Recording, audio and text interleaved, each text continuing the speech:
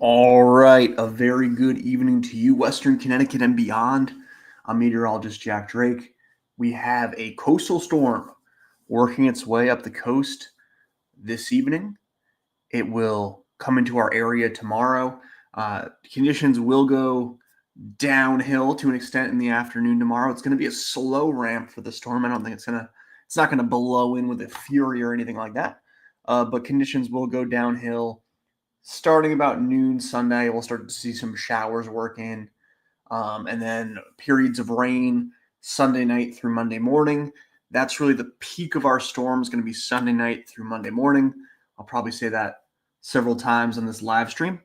And then this storm will wrap up Monday evening to Monday night sometime. And it really looks like I am fairly confident we could just get partly sunny skies on Tuesday. So that's the quick evolution, right? Slow ramp Sunday afternoon, peak conditions Sunday night, Monday morning, slow ramp down Monday afternoon, Monday evening, Monday night.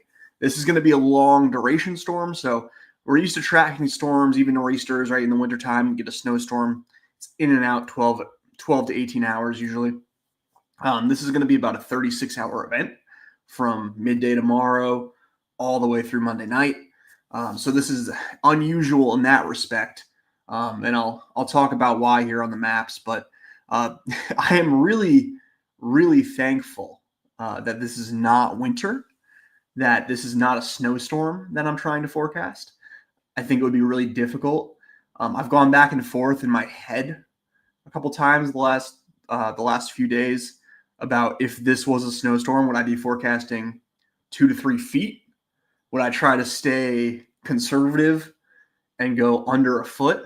It would be really, really difficult to try to nail that down, especially with where we are in relation to the storm.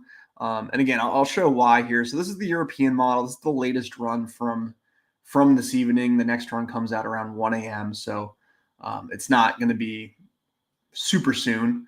But the first thing that models are having trouble with, we've talked about it. I did a video a few days ago.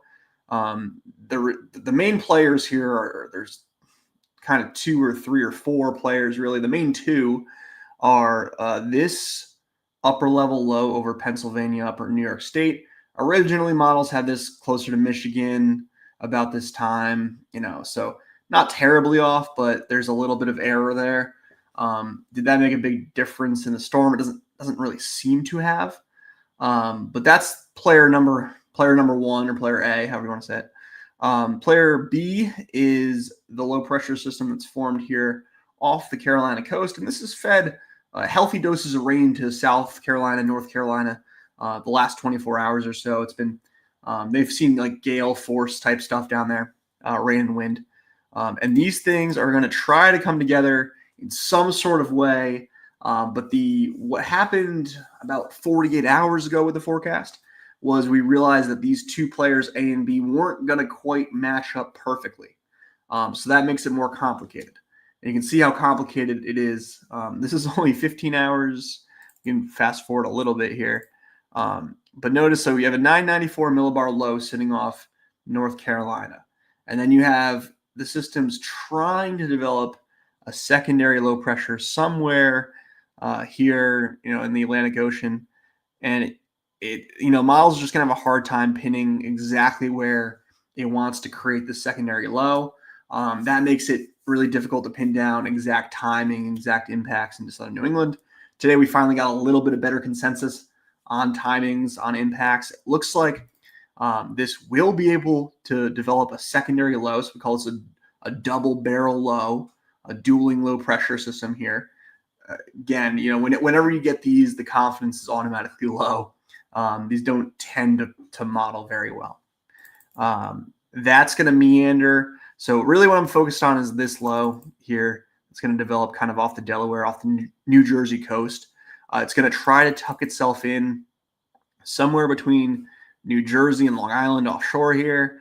And it's going to spin for 12, 18 hours just doing that. Now, in the meantime, the other main player here, high pressure over Maine. So over northern Maine, southern Canada, that's going to create a tight pressure gradient.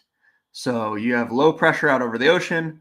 That's not particularly low, by the way. It's not particularly strong. We're talking about 1,000 millibars, right? So normal nor'easter in the winter, you get like 980, 985. Those will create your big snowstorms.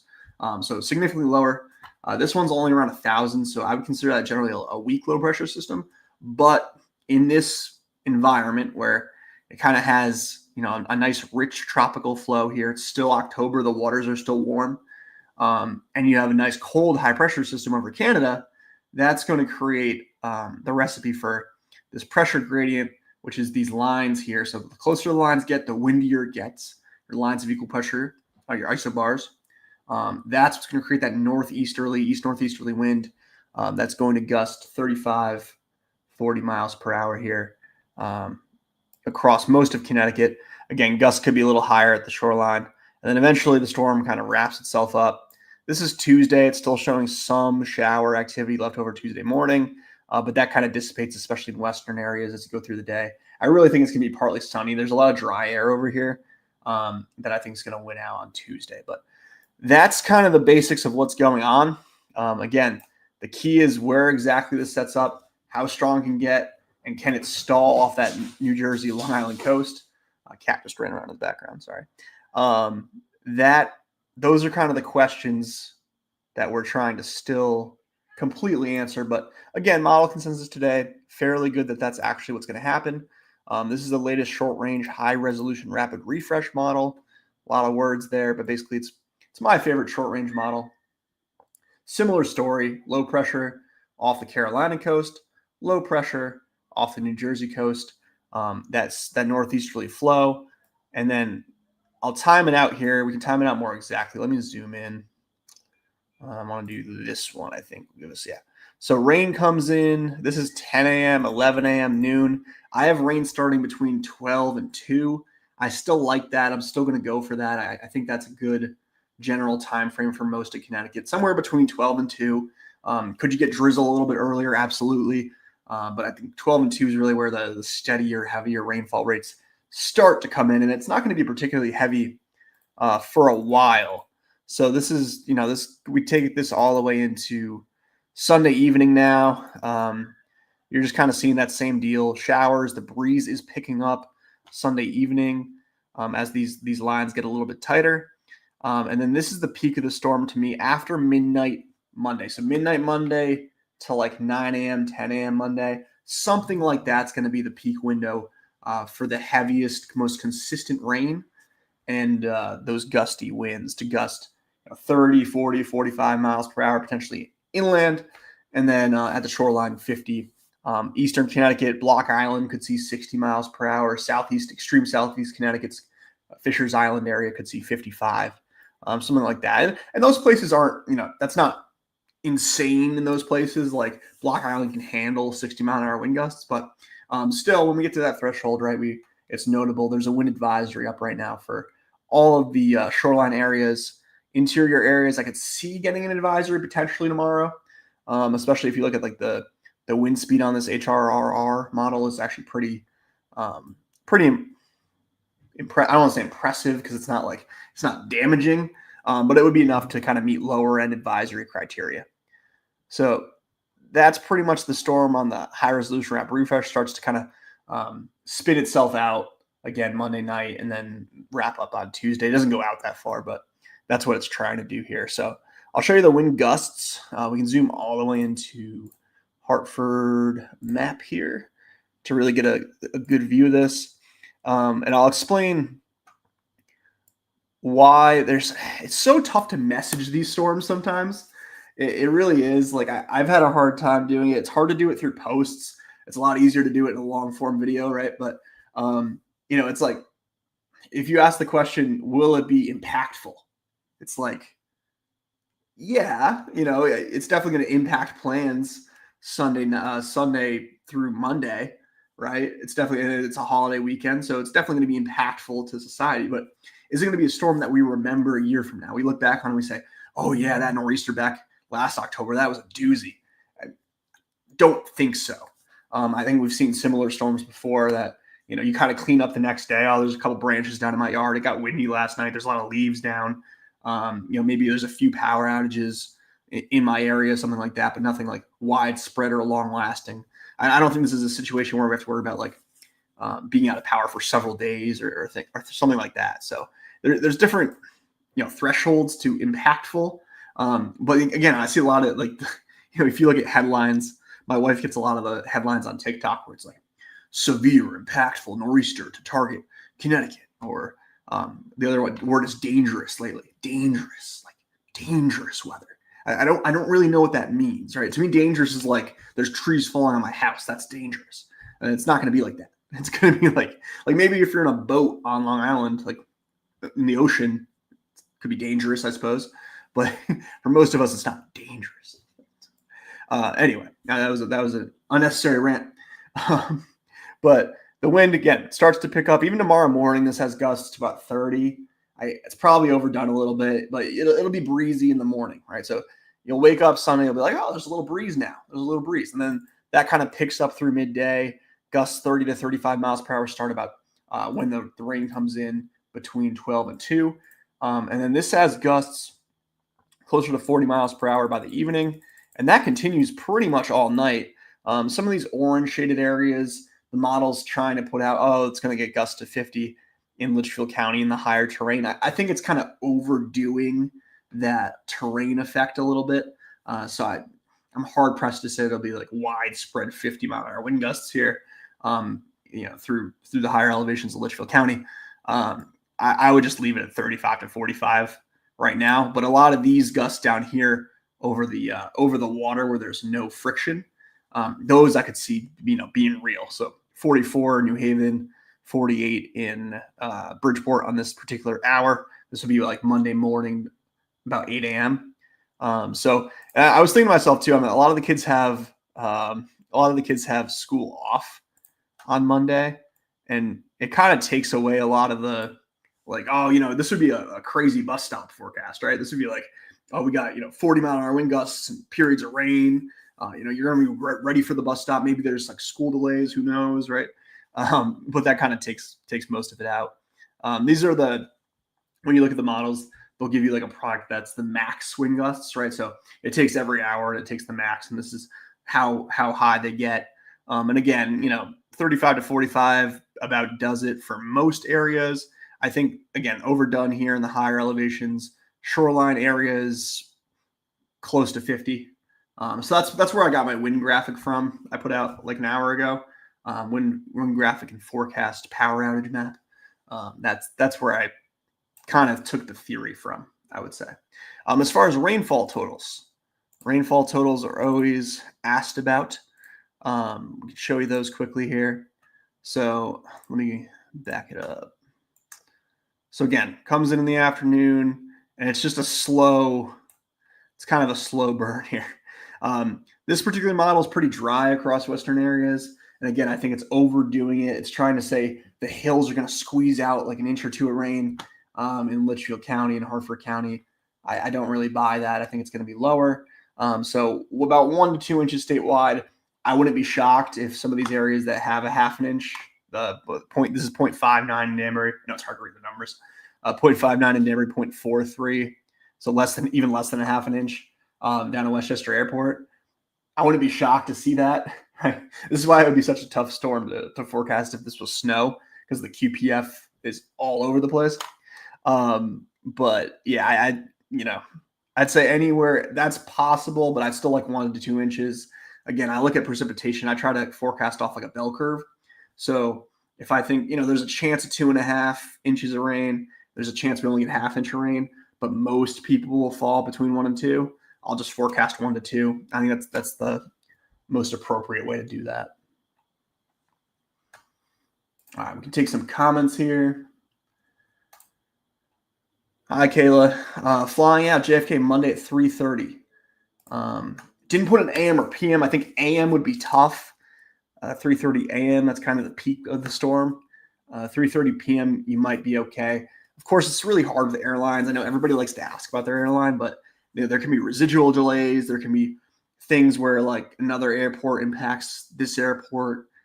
things like that are really hard for me to like see ahead on. But as far as what's happening, 3:30. If it was 3:30 p.m., I think you'd probably be you have a better shot than 3:30 a.m. Put it that way. What day will it hit Connecticut the most? I think Monday would be the day that I would say, Hadley, I would say that it would hit Connecticut the most. Really, Sunday night through Monday morning's the peak, and then it kind of winds itself down Monday afternoon. Yeah, sea burning again. Yeah, with the government shutdowns, there's all sorts of variables involved, right? that I, to be honest with you, I don't really keep track of. So, um, flying Monday night. Yeah, Tim, I think you're probably you get a better shot Monday night than you do Sunday night or early Monday morning. So, fingers crossed for you. I hope it works out. Um, yeah, hurricane-like storm striking the tri-state area. Yeah, it's really hard to message this. I wouldn't compare it to a hurricane. Somebody asked me the other day if it was going to be close to the impacts that Sandy had, and I was like, they're so different, right? This is really kind of a weak low pressure system. Sandy was a monster, right? So yeah, they're both going to bring winds, rain, coastal flooding, but Sandy was like way, way, way, way worse, a different stratosphere than this storm. I think. Darien has school. Hey, Larry, what's going on, man? Darien has school Monday. That's cool. I guess I gotta look. I thought most people would have it off, but maybe not. Kayla, I'm glad it's PM. Glad that worked out for you. Do you think the storm could trend west and Connecticut gets a worst impact? I don't think it would necessarily have to trend west. I think it would have to trend stronger, meaning the low pressure center itself would have to be stronger for us to get worse impacts like wind or rain. I think it's plenty far west now. Let me zoom back out. We can take a quick look here. But when the surface low gets tucked into like, look at pressure quickly. And again, I got to back up a run, but when that surface low gets tucked in off New Jersey, I think that's plenty west. It's just not strong enough. Like it's really, it doesn't have a ton of juice with it. It's just the fact that there's such a tight gradient with this high up here over Maine, and the fact that it's like a moist system. That's really like what's driving this right now. Otherwise, the phasing that we were looking at a couple days ago, it looked like there could be a legitimately strong low, a 990 or something like that, where it's like, oh, it's almost tropical storm type strength. This isn't that at all. This is just kind of, again, I only use the term nor'easter, but this is more like a winter type nor'easter setup than anything that would have a stronger surface low.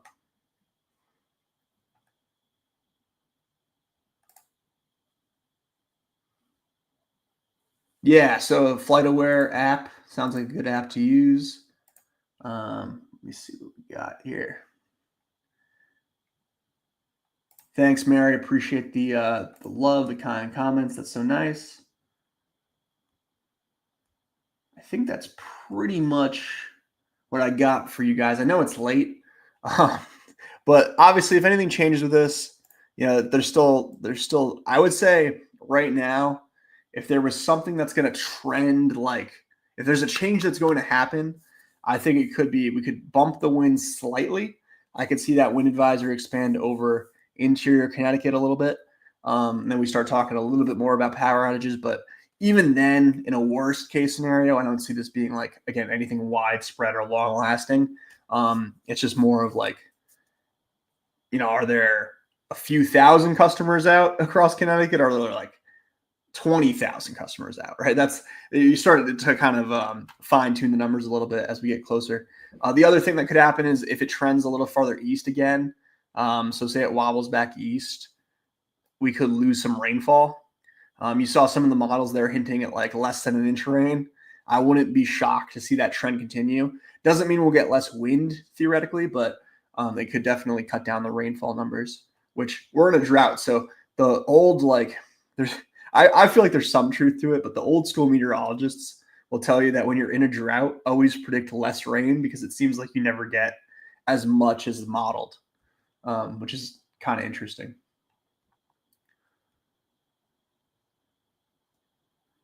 Yeah, Maine, they're up there closer to the high, so they're really not going to get any rain. Again, it could be a little bit windy, but like on the shoreline, they could get some high tides, but I don't think there's going to be anything like, um, I don't think there's going to be any like real notable impacts there. But yeah, I mean that's pretty much what we have for tonight. Again, thanks for tuning in. Thank you, Cotton Candy Fabrics, for sponsoring this video. Our friend Aaron at Cotton Candy Fabrics was really my first brick and mortar sponsor, so I really appreciate her for doing that. And it's cool to it lines up with the weather, right? We can always say stay inside and sew.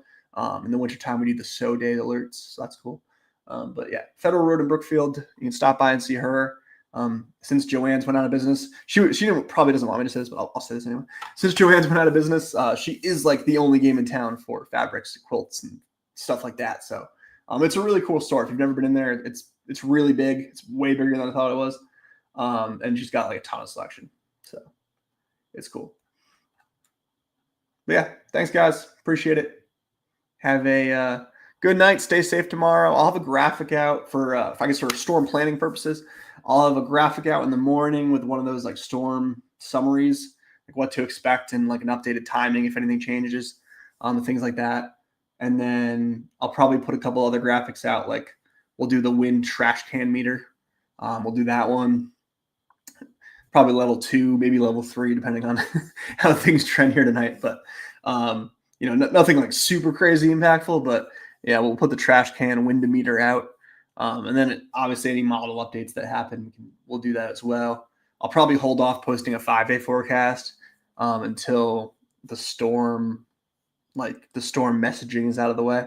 And then we can go from there. But have a great night, and thanks again.